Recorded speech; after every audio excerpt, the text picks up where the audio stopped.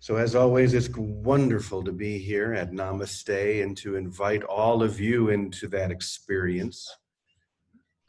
I'm somewhat excited, I think, about today's lesson, the sharing, because a couple of days ago when it just sort of flowed out of me and I was able to catch it,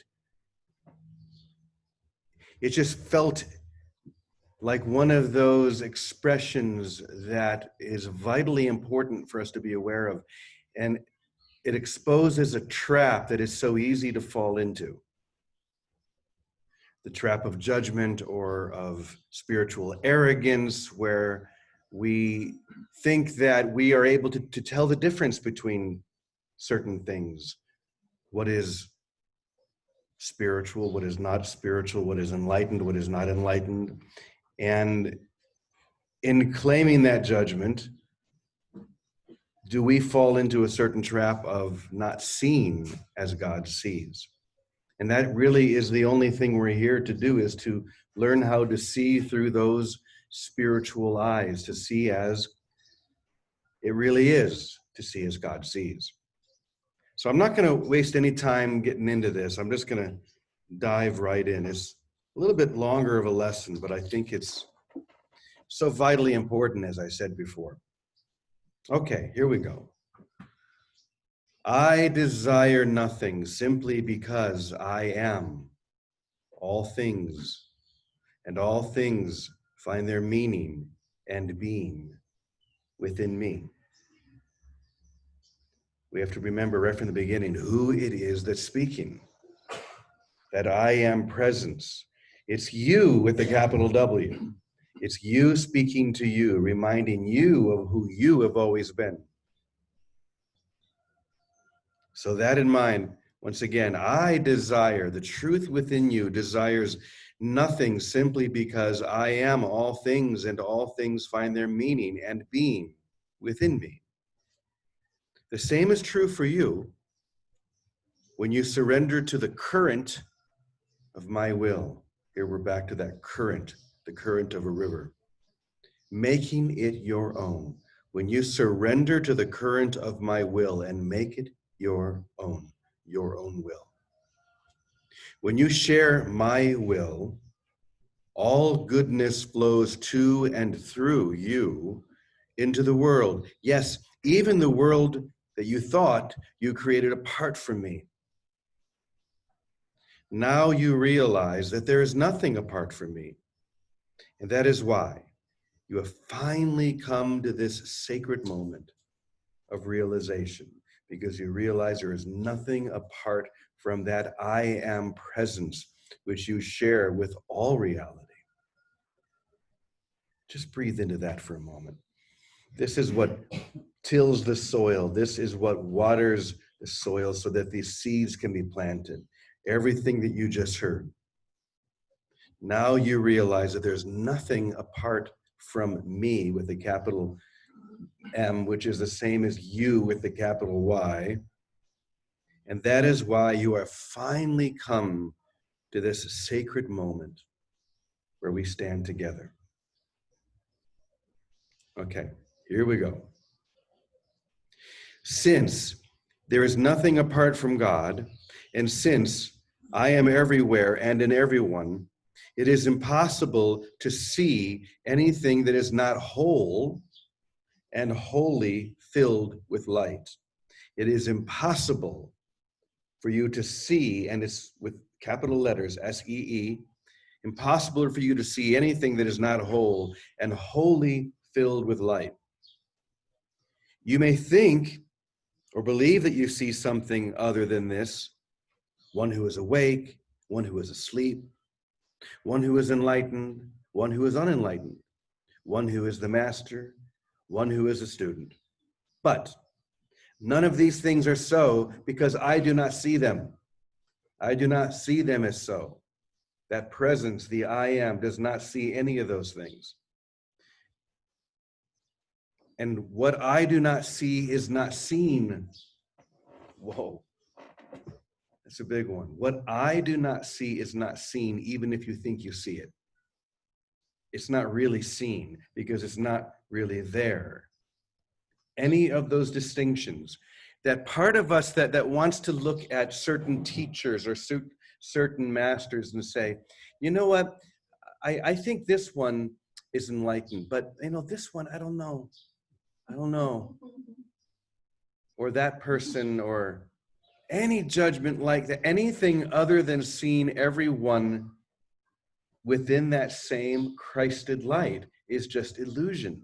And you're just messing with your own mind. I've said often that there is a way to know when you are fully enlightened. And I'll tell you what it is. You will know that you are fully enlightened when you see everyone as fully enlightened, no matter what. No matter what they say, no matter what they do, how they act, if they act enlightened, if they don't act, none of that matters. You will know that you've made it when you see everyone as God sees them. And so the idea that you can judge what is and is not enlightened is the proof that you haven't done it yet. Because the moment you have, that you won't do that. You won't judge one, because to say one is enlightened means someone else is not. When you see only the light, that's all we're saying. Okay, where did I leave off? What I do not see is not seen, but they can certainly be imagined. You can certainly imagine these things. You have imagined many things, but I promise you that you are only seeing what you want to see. And since you've refused to see as I see, you have seen nothing at all. As long as you refuse to see as God sees, then you see nothing. You think you have, you believe that you're seeing all sorts of things. But as long as you judge one as higher or lower or better or worse or enlightened or whatever, any of that, then you have not seen anything.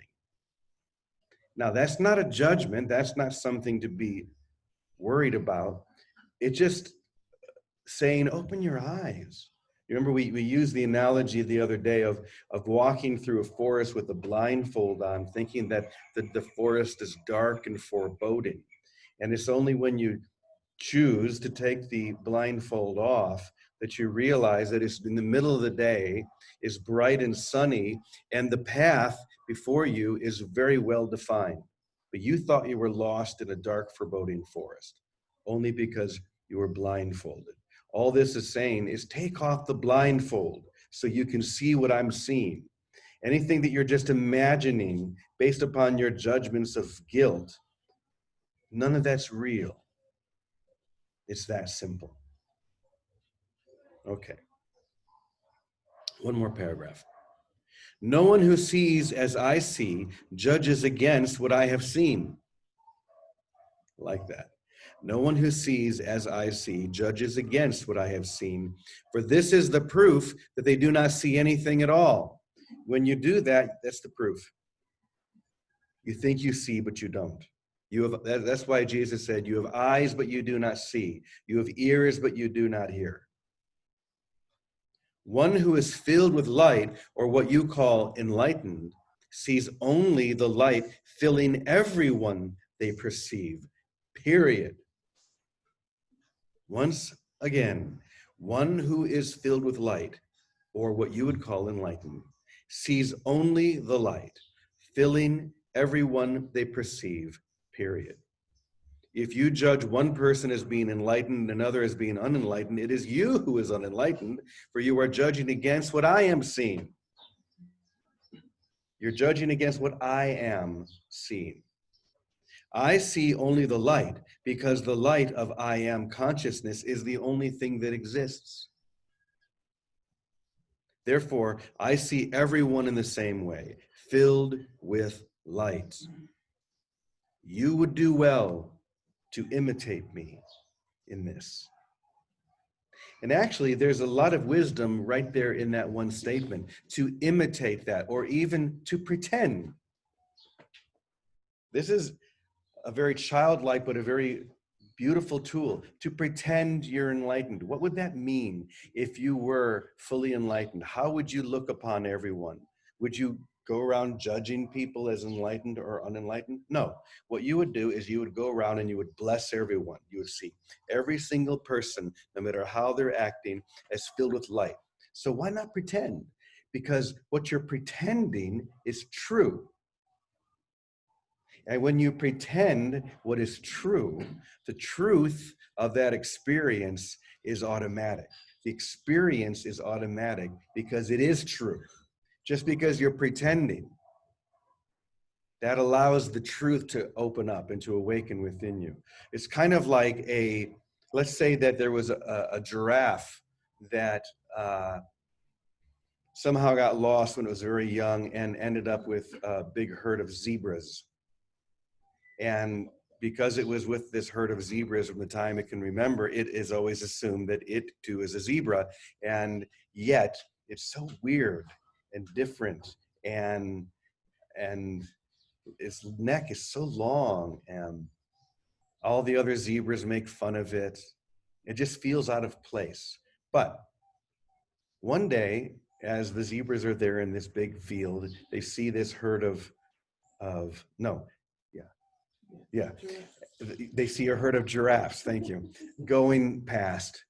And this giraffe that thinks it's a zebra sees this and thinks, wow, they have necks very similar to mine. They can, and it seems very useful. They can reach up into the tree and take the leaves. Why didn't I ever think of that?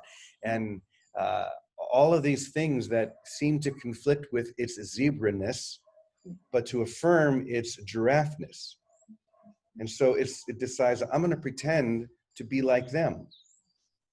And this one giraffe that thinks it's a zebra begins to do this, and it starts to become very natural. Very quickly, the giraffe comes into an experience of its full giraffe-ness, because that's what it is.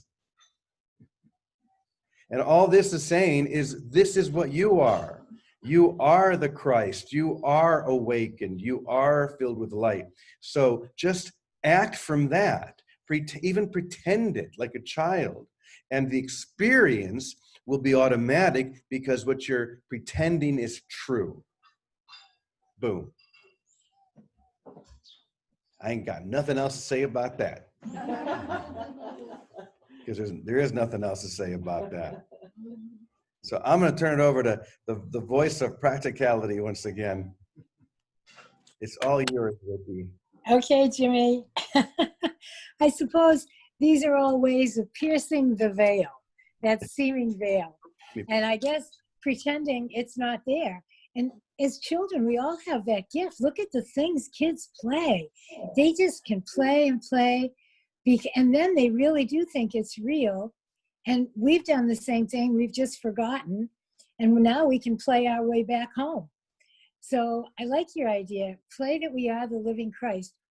One day, I think I've told you this, at one of the retreats we had at the house, this was with David years ago, on the landing, we made an altar and someone was the living saint.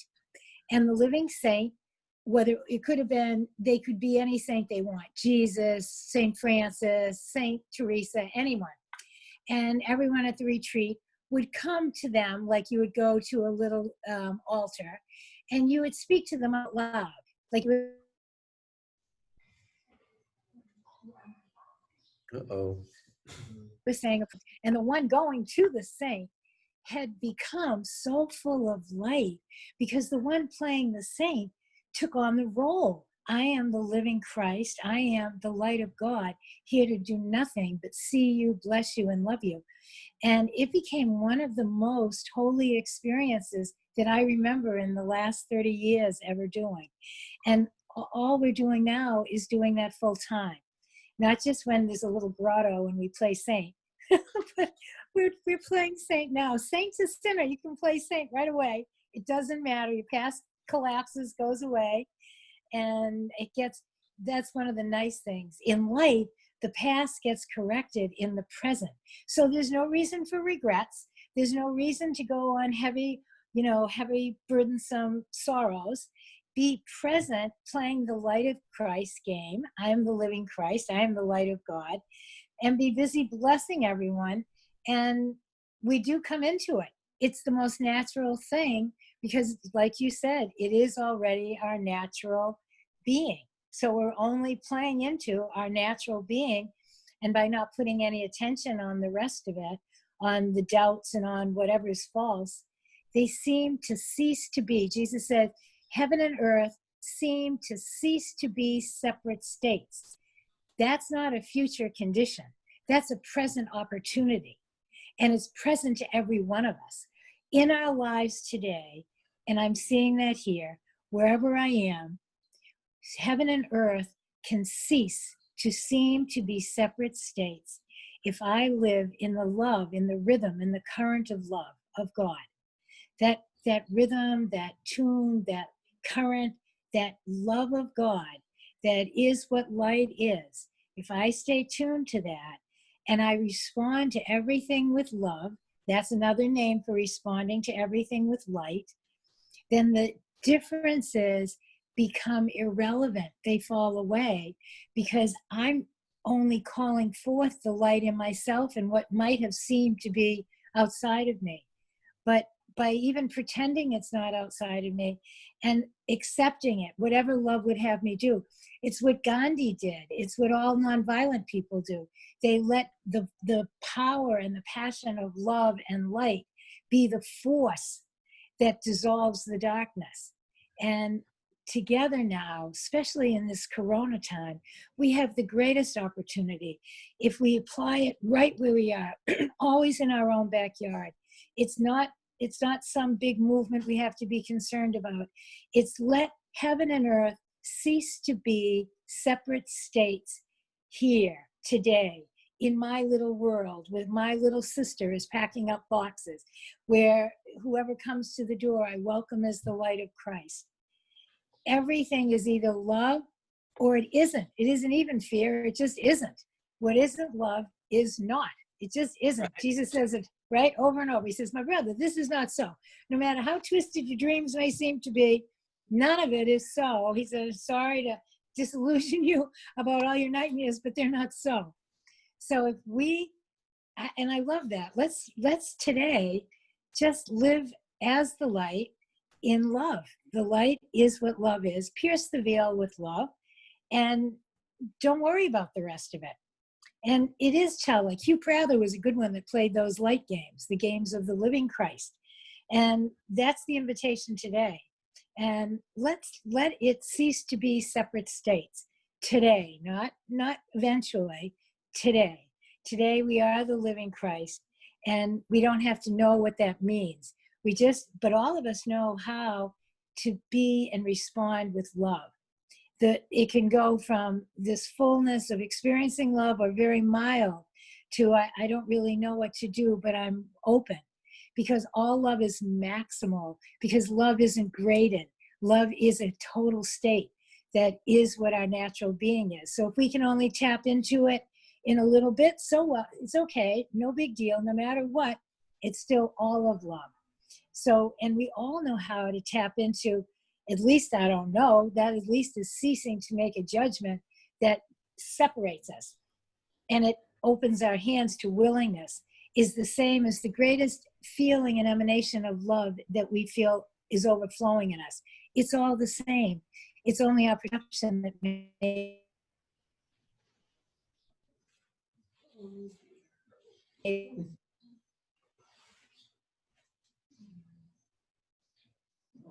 it seem to matter. It's all love, and be resolute with that and respond to the appearances with love.